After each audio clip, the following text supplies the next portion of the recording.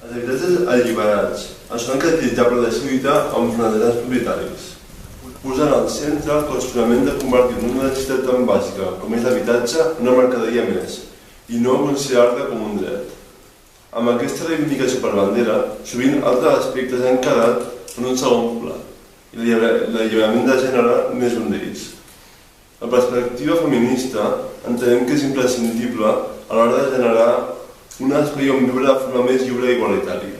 Les feines diàries de la llar, com també el treball de cures, han estat sempre lligades a les dones.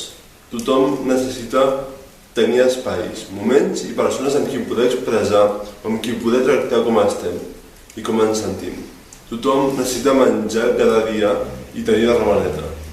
Creiem que cal trencar amb els rols que cadascú adopta en una llar, els quals solen estar íntimament lligats al gènere del qual formis part. En un habitatge es fa difícil trencar tot plegat perquè el nostre entorn també ens condiciona.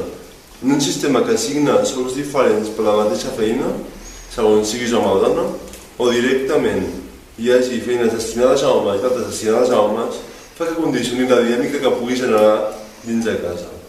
A més del sistema econòmic, no podem obviar com la desigualtat home-dona ha acabat conformant una estructura patriarcal que va més enllà del que m'ha explicat i que afecta la nostra forma de relacionar-nos i d'interactuar.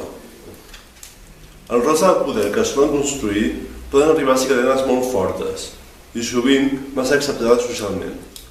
I com a homes, que partim d'una posició més privilegiada, assumir que això és així, assumir que se'ns qüestioni pels nostres comentaris, per la nostra manera de comportar-nos i la dedicació a les feines de casa o tants altres aspectes, sol generar reaccions de negació dels fets o de rebuig vers la crítica o altres respostes habituals en la gent a qui se li qüestiona un rol i una posició de poder.